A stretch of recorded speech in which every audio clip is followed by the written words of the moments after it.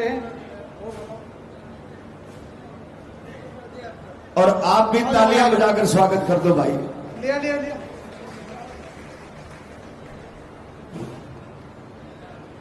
अब मैं अपील करता हूं, युवा दिनों की धड़कन बहुजन समाज पार्टी के राष्ट्रीय कोऑर्डिनेटर विवेकानंद जी के विश्वास पात्र माननीय आकाश आनंद जी वो आए, उससे पहले मेरे साथ नारों में मेरा सहयोग करेंगे।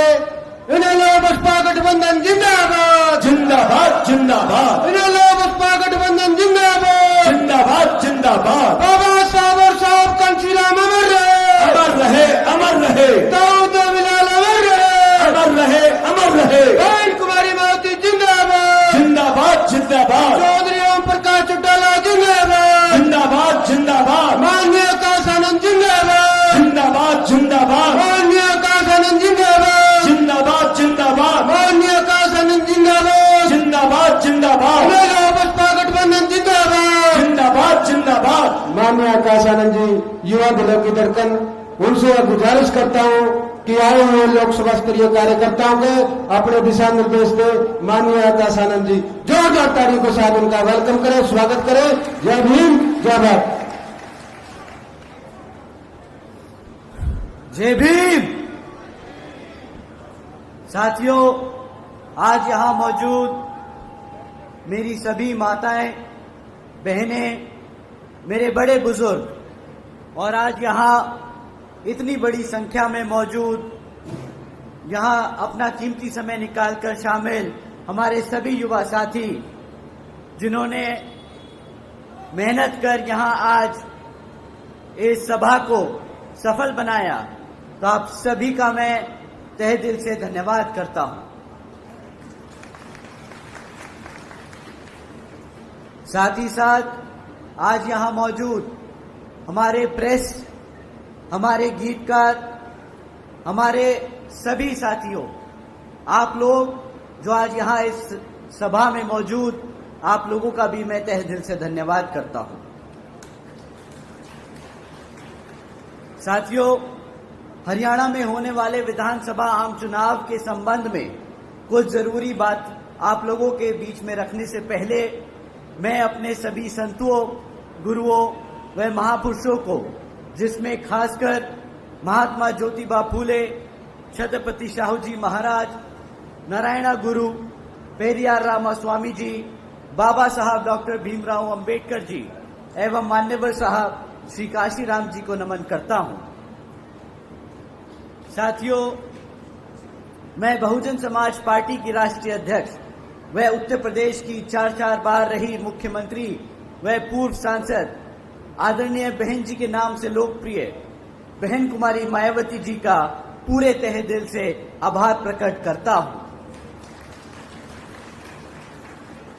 साथियों, जिन्होंने अपनी पूरी जिंदगी बामसेफ, DS4 व बीएसपी के जन्मदाता एवं संस्थापक मान्यवर साहब श्री काशीराम जी के बताए हुए रास्ते पर चलकर परम पूज्य बाबा साहब डॉक्टर भीमराव अंबेडकर जी के मानवतावादी व आत्मसम्मान एवं स्वाभिमान के मूवमेंट के कारवा को अपने आजीवन त्याग, तपस्या व कड़े संघर्ष के जरिए एक नई राजनीतिक ऊर्जा, शक्ति व पहचान दी है तथा उत्तर प्रदेश जैसे विशाल व महत्वपूर्ण राज्य में 4 बार अपनी पार्टी बीएसपी के नेतृत्व में सरकार बनाकर खासकर बहुजन समाज के लिए एक ऐसी मिसाल बन गई जिससे प्रेरणा लेकर करोड़ों लोग आज यहां हरियाणा में भी सामाजिक परिवर्तन व आर्थिक तरक्की के मिशनरी कार्य से जुड़ चुके हैं। इतना ही नहीं, बल्कि मैं खुद भी उनके इस नेतृत्व से प्रभावित होकर बीएसपी के मूवमेंट से जुड़ चुका हूं और उनके पद चिन्हों पर चलकर इस मिशनरी दायित्व, कर्तव्य व फर्ज को अपनी आखिरी सांस तक निभाने की पूरी कोशिश करूंगा।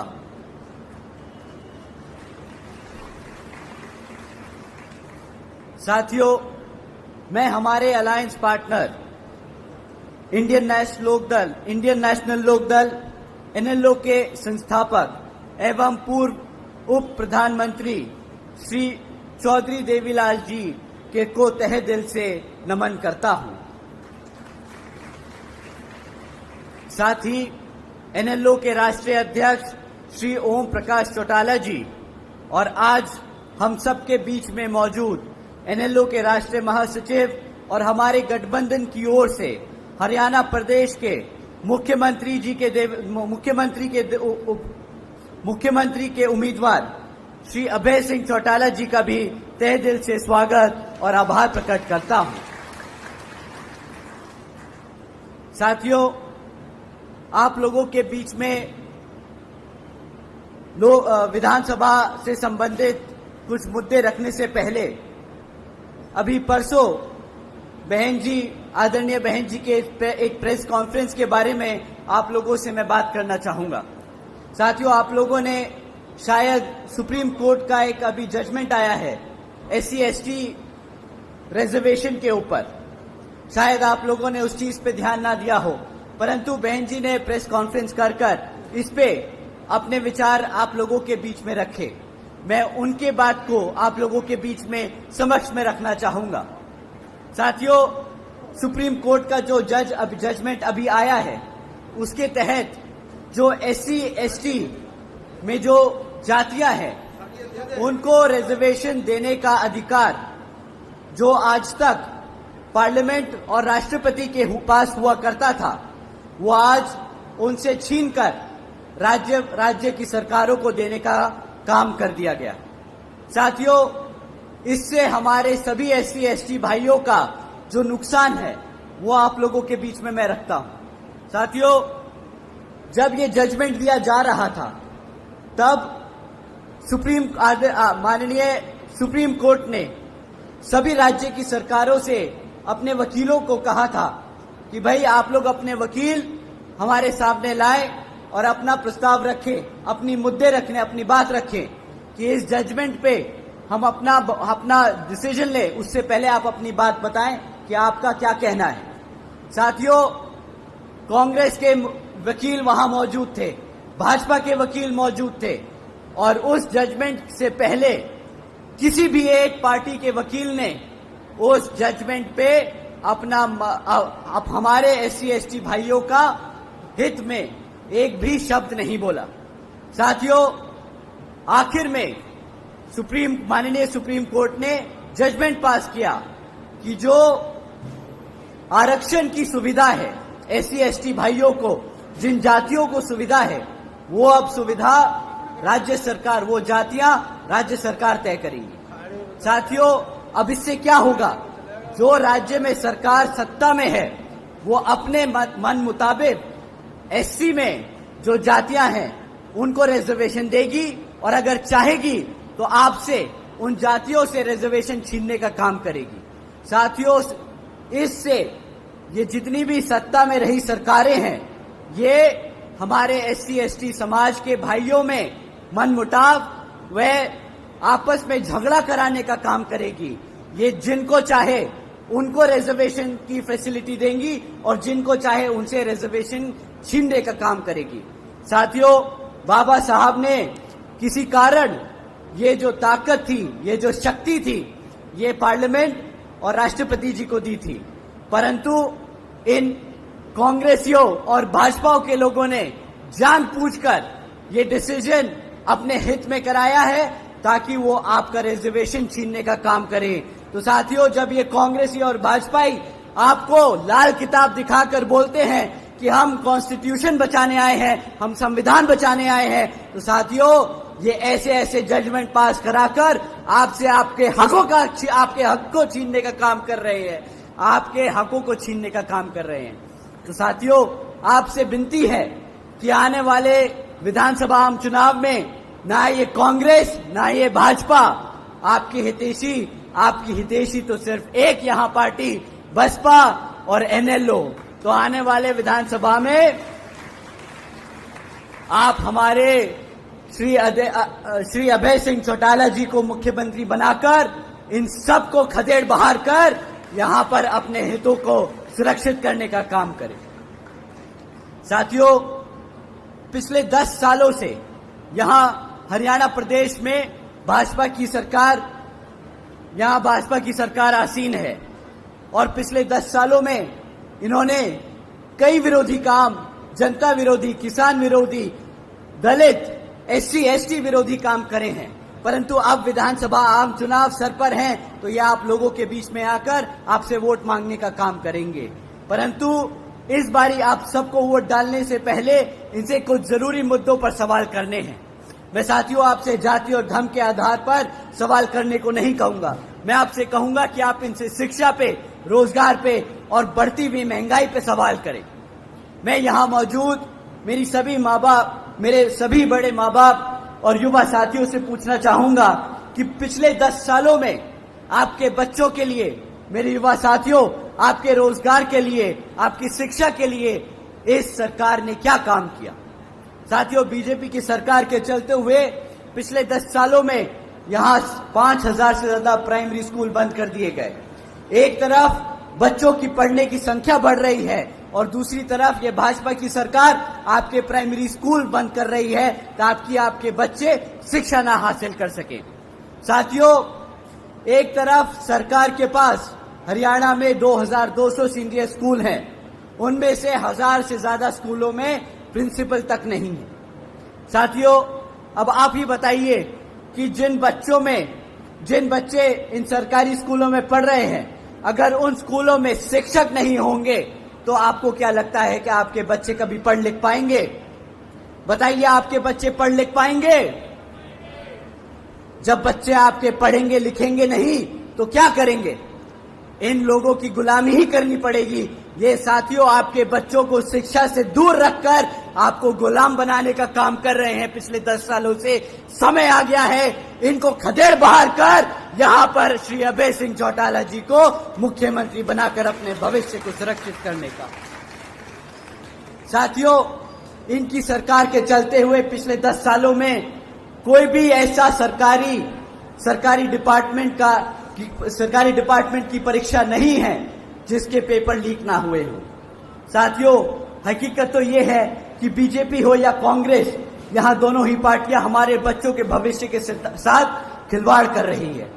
एक सरकार में रहकर कुछ नहीं करती तो दूसरी विपक्ष में बैठकर उसको इन मुद्दों पर घेरती नहीं। तो साथियों, अब यही बात, अब आप ही बताइए कि क्या इनको कोई भी, इन दोनों में से किसी भी पार्टी को सत्ता में आने का हक है कि नहीं? मुझे नहीं लगता साथियों कि इन्होंने आपके भविष्य के साथ कोई अच्छा काम किया है। साथियों, एक तरफ भाजपा और कांग्रेस है जो बीजेपी विरोधी नीतियों पर चल रही है और दूसरी तरफ हमारी आदरणीय बहन कुमारी मायावती जी की नीतियां हैं जिसके तहत चलकर बीएसपी ने यूपी में सावित्रीबाई फूले बालिका आशीर्वाद योजना चलाई थी, जिसके तहत 7 लाख से ज्यादा बच्चियों को 12वीं तक की शिक्षा प्राप्त करने हेतु 600 करोड़ से ज्यादा लागत इन बच्चियों को अपने पैरों पर खड़ा कर एक उज्जवल भविष्य देने का काम किया था। इतना ही नहीं साथियों, आदरणीय बहन जी ने अपने शासनकाल में 6 engineering colleges, 2 homeopathic colleges, 24 polytechnic colleges, 2 paramedical colleges, 6 universities, 200 से अधिक इंटरमीडिएट डिग्री कॉलेजेस, 100 से अधिक ITI, 550 से ज्यादा हाई स्कूल और 5,500 से ज्यादा प्राइमरी स्कूल्स बनाने का काम किया। साथियों, इतना ही नहीं बल्कि बहन जी ने हॉस्टल्स में गरीबों, वंचितों के बच्चों के लिए 27% आरक्षण का इंतजाम भी सुनिश्चित किया। साथियों, लिस्ट इतनी लंबी है कि आपको बताते बताते मेरा गला और दिन का शाम हो जाएगा, परंतु ये लिस्ट खत्म नहीं होगी। इसी तरह आज से 5 साल बाद जब हम दोबारा आप सबके बीच में चुनाव की जनसभा करने आएंगे तब भी मेरा गला सूख जाएगा ये लिस्ट बताते हुए कि किस तरह अभय सिंह चौटाला जी ने यहां पर आपके हरियाणा प्रदेश में हजारों स्कूल, हजारों कॉलेजेस खोल दिए और आपके भविष्य को सुरक्षित किया। साथियों, बीजेपी की सरकार ने पिछले 10 सालों में यहां हरियाणा में आपके बच्चों के रोजगार के लिए क्या किया? साथियों, ये इस कदर आप लोगों के बच्चों को बर्बाद करने पे तुले हुए हैं कि आज हरियाणा में 40% युवा बेरोजगार घूम रहा है। इतना ही नहीं साथियों, बीजेपी के पिछले 10 साल के शासनकाल में 10 साल लगातार सत्ता में रहने के बाद यहां पर 2 लाख सरकारी पद खाली पड़े हैं। तो एक तरफ हमारा हरियाणा प्रदेश का युवा बेरोजगार घूम रहा है, रोजगार ढूंढता फिरता दर बदर घूम रहा है और इनके पास 2 लाख पद खाली पड़े हैं, परंतु आज तक इनमें से किसी की भी इतनी इच्छा नहीं हुई कि उठ के वो 40% युवा को रोजगार देकर ये 2 लाख सरकारी नौकरी तो दे सके। साथियों, आप जानते हैं क्यों ये आपको सरकारी नौकरी नहीं देना चाहते, आपके युवाओं को सरकारी नौकरी क्यों नहीं देना चाहते।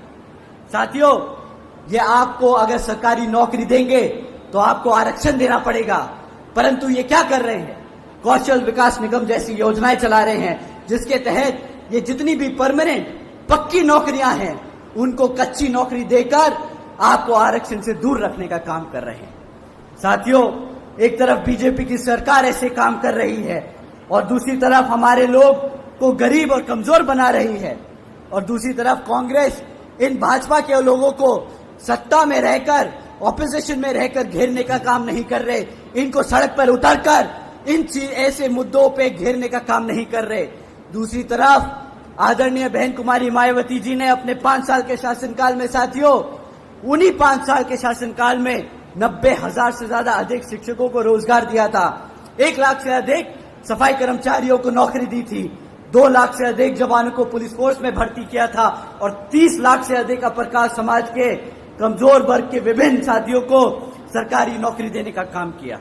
साथियों, जिसके दिल में इच्छा हो अपने समाज को खड़ा करने के लिए, जिसके मन में मेहनत करने की इच्छा हो कि उनका वर्ग आगे बढ़े, वो मौके या वो बहाने नहीं ढूंढता, वो समय पे जब मौका मिले तब अपने समाज के लिए काम करने का काम करता है, तभी इतने सारे लोगों को नौकरी मिल पाती है।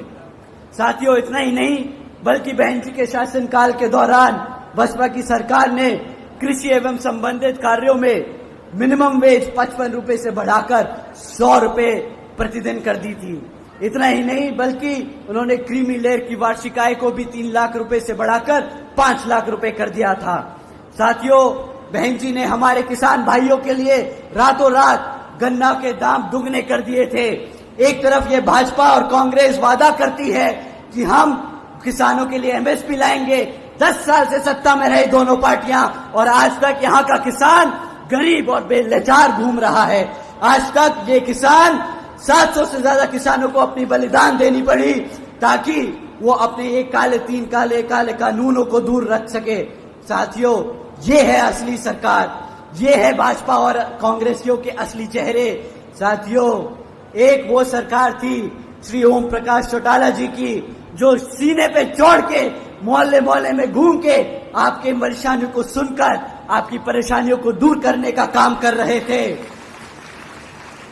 तो बताइए कि आप चाहते हैं दोबारा से आपका नेता मोहल्लों में घूम घूम कर आपकी तकलीफों को दूर करे? हाथ उठा के बता दीजिए, आप चाहते हैं ये? तो समय आ गया है हाथी और आईने के सामने वाला बटन दबाकर हमारे आदरणीय अभय सिंह चौटाला जी को मुख्यमंत्री बनाने का। साथियों, तीसरा सबसे बड़ा मुद्दा महंगाई का। एक तरफ साथियों ये भाजपा के लोग बोलते थे कि हम महंगाई खत्म कर देंगे, गैस का सिलेंडर लेके सड़कों पे दर बदर घूमते थे, छाती पीटते थे कि हाँ भाई महंगाई बहुत ज्यादा हो गई है, गैस का सिलेंडर पार हो चुका है।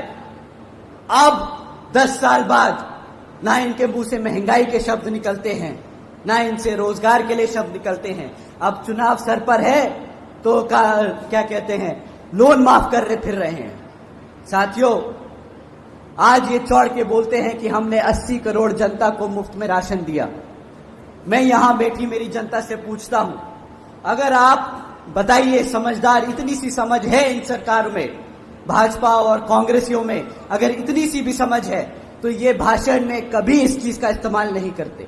ये कभी नहीं बोलते कि 80 करोड़ जनता को गरीबी रेखा से नीचे धकेल दिया है और उन्हें हमें मुफ्त में राशन देना पड़ रहा है। साथियों, अगर भाजपा की सरकार 2014 में जो वादा किया था कि सालाना 2 करोड़ नौकरी देंगी, अगर वो नौकरी दे देती तो आज हमारे मेहनती भाइयों का टैक्स का पैसा इन फ्री में राशन देने की स्कीमों पे नहीं लगता, बल्कि यहाँ रोजगार देने में लगता।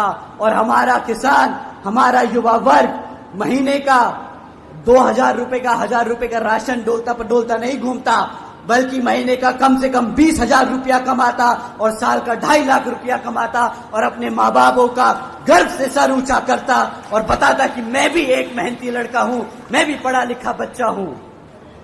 साथियों, परंतु ये वो सरकार नहीं जिन्होंने आपके हितों के लिए काम किया, और अब समय आ गया है कि इस सरकार को बदलने का। साथियों,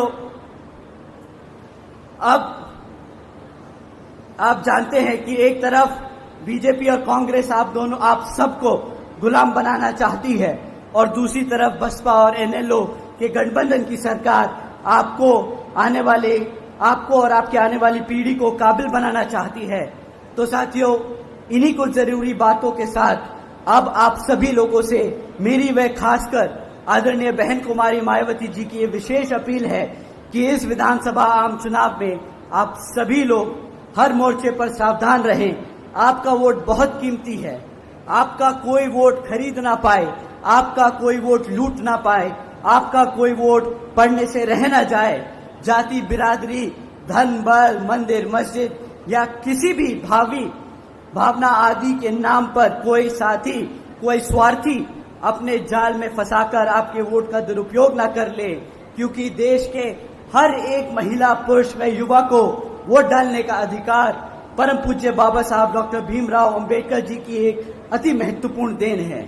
मैं आप सभी से यही खास अपील करता हूं कि आपको यहाँ जिन जिन क्षेत्र में बीएसपी और एनएलओ के विधानसभा उम्मीदवार चुनाव लड़ रहे हैं, तो आप लोग वोटिंग मशीन पर बीएसपी का हाथी चुनाव चिन्ह और एनएलओ का चुनाव चिन्ह आईना के सामने वाला बटन दबाकर यहाँ पर उन्हें भारी मतों से जिताएं और श्री आदरणीय अभय सिंह चौटाला जी को मुख्यमंत्री बनाने का काम करें। और अब अंत में मैं अपनी बात खत्म करने से पहले एक बार दोबारा आप सभी माताओं बहनों का, बड़े बुजुर्गों का, युवा साथियों का, हमारे प्रेस बंधुओं का, हमारे कार्यकर्ताओं का, हमारे सभी पदाधिकारी नेतागणों का तहे दिल से धन्यवाद करता हूं कि आप सब आए और आपने हमारी सबकी बात सुनी। मैं आप लोगों से दरख्वास्त करता हूं कि आप श्री अभय सिंह चौटाला जी के लिए जोरदार नारे लगाएं और उनका स्वागत करें। आपने आकाश आनंद जियों के विचार सुने। अब मैं अनुरोध करता हूं, कोई नहीं